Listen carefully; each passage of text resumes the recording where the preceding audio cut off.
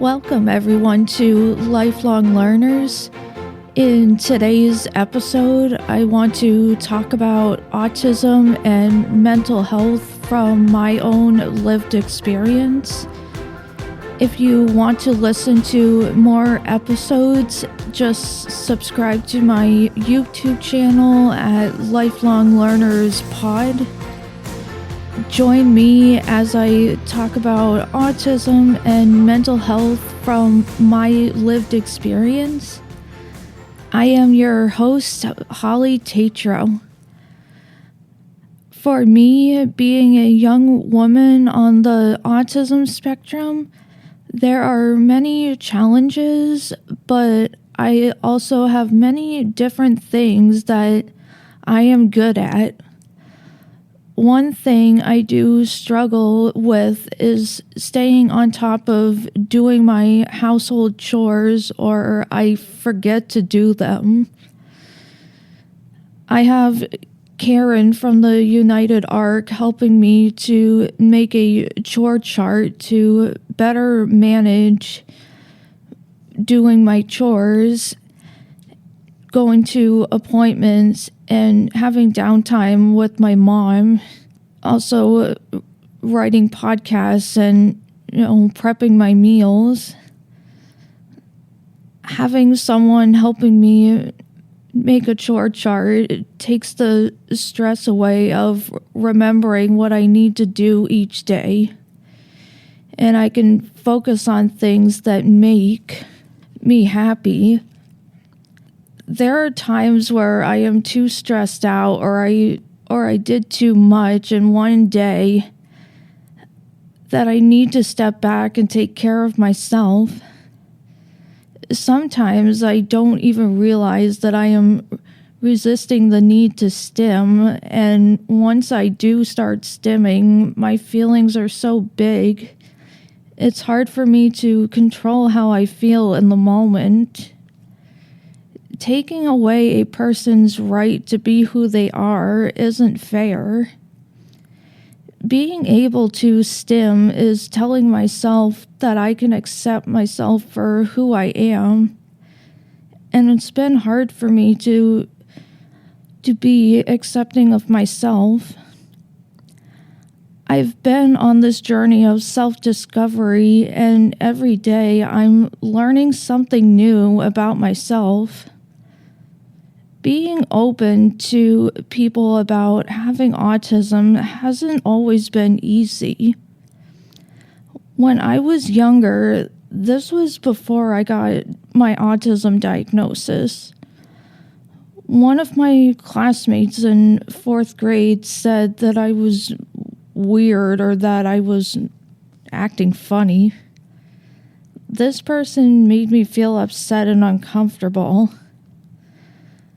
This was one of the reasons that I hid my autism for years, because I realized if I told anyone about it, they would think I was talking to them in a foreign language. Plus, being a girl with autism, you weren't taken seriously by anyone, especially your teachers. This happened during my senior year of high school when one of my teachers expected me to listen to the book on the computer instead of having someone read the book to me.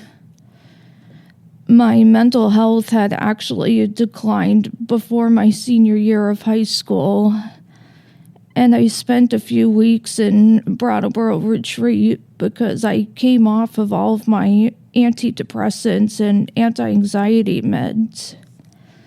Then I noticed that I was doing all of these movements, which I didn't know that it could have been stimming or something else. This was around the time Chatty first appeared.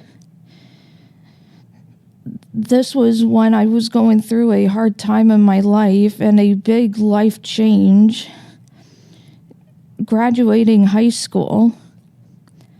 Unmasking my autism has been good, but I still find it hard to be myself when I'm around people who I don't trust. Navigating sensory issues as an adult has brought its own set of challenges, but making sure I have noise-canceling headphones, fidget toys, stuffed animals, and my art supplies helps me to stay in the present moment. Autism is a part of who I am, and I wouldn't change anything about me. For me, learning how to cope with my mental health changes every day. Sometimes I want to socialize with other people. Other times I would rather be alone with Fox and Teddy so I can take a break from everyday life. Having autism and trying to navigate my mental health can be a lot for me to handle. Before I leave my apartment, I make sure to have Fox and Teddy because they go with me wherever I go. Fox and Teddy have become part of my daily routine, and having them there with me gives me a sense of comfort when I am stressed out. I wasn't always carrying a stuffed animal around with me.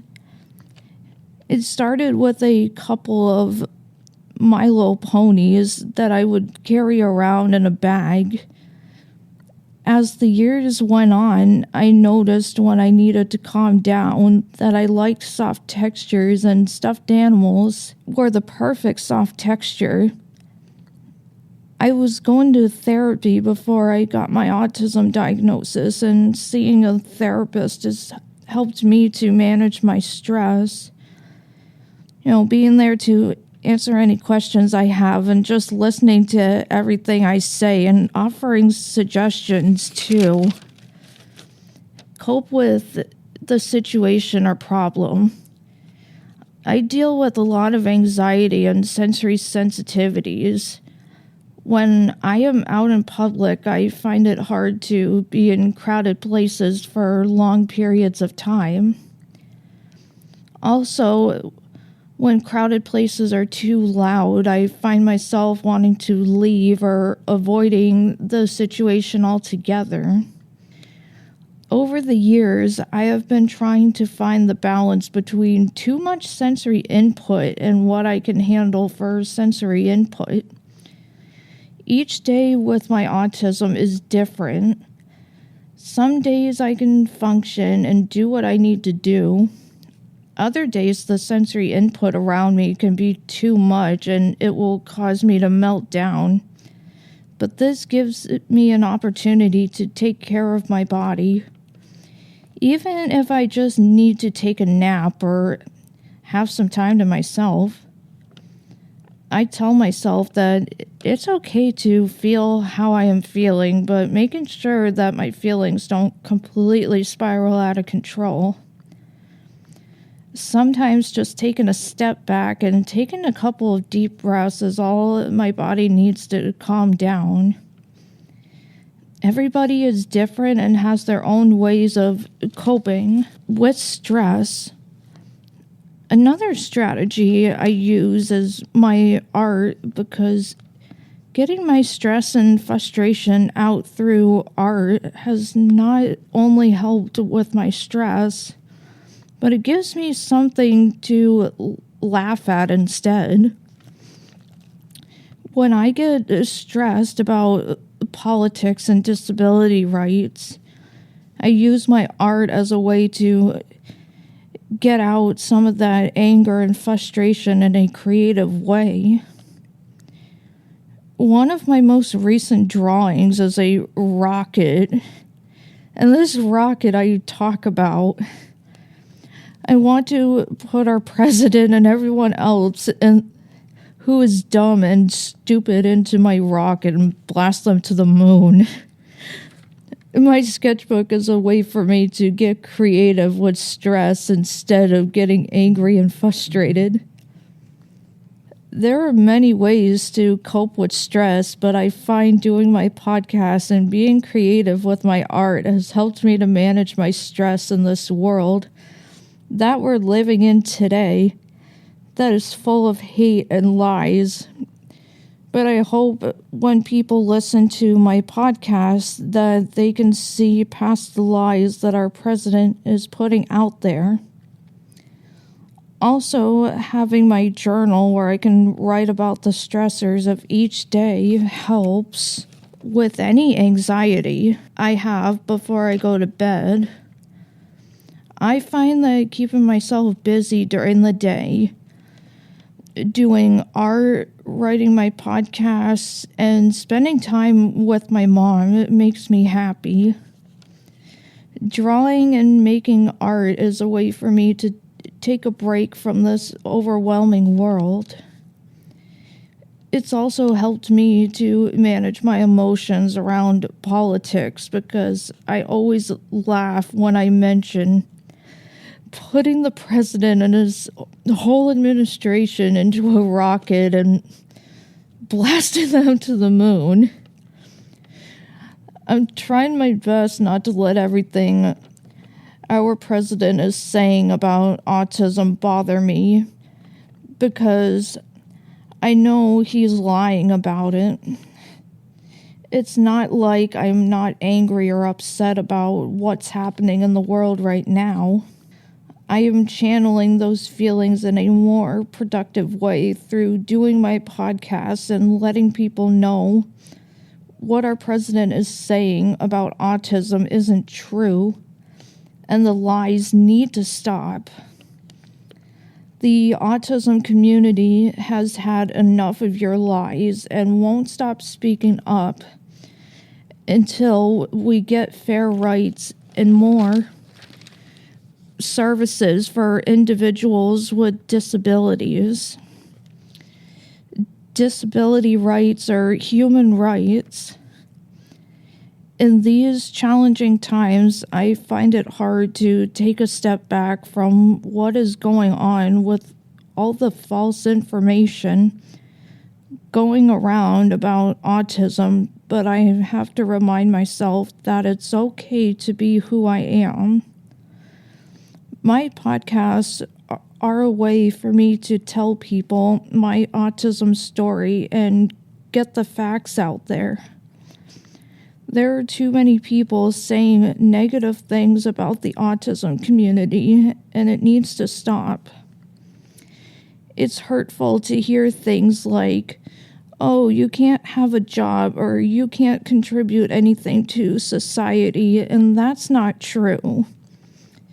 Autistic individuals are smart, funny, creative, and we have our unique strengths. Some of us are good at art, others may be good at math, but my point is, it doesn't matter who you are or what your strengths and weaknesses are. You can still do anything you put your mind to. Having autism doesn't make you any less of a person. Making sure you have a strong support system when you need someone to talk to.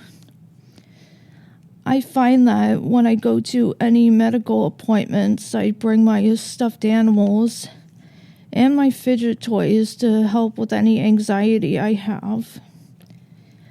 Having autism can present many different challenges. For example, I struggle with being around a large group of people for long periods of time because the social demand can be exhausting for me, which leads to fatigue and burnout. It can be hard for me to socialize when I'm tired and I have no energy. Being burnt out in my experience leads to more stress, not taking care of myself, and as I mentioned before, not having the energy for the activities and hobbies that I enjoy doing the most. Not only taking care of my physical health is important, but I also need to take care of my mental health too. Sometimes I need to take some space for myself to de-stress. Maybe I need to do some artwork, but it depends on the situation and how stressed out I am. Many times my body is so wiped out that I just want to take a nap. Taking care of our bodies is important to managing anxiety and sensory overload. It's okay if you need a fidget toy or a stuffed animal to calm down. You shouldn't have to feel like you need to hide those hard feelings. Having feelings is what makes us human, and if you want to stim, then go for it. Having autism and stimming is what makes me human, and stimming is a way for my body to de-stress when things are hard. That's it for today's episode of Lifelong Learners. Today we talked about autism and mental health from my own lived experience. Next time I will talk about autism and sensory overload. To find more of my podcasts, you can follow me on YouTube at Lifelong Learners Pod. I want to thank everyone at GCC for helping me get the truth about autism out there. If you have any feedback or questions about my podcast, leave me a review on YouTube, Spotify, and Apple Podcasts. Until next time, this is your host, Holly Tetreault.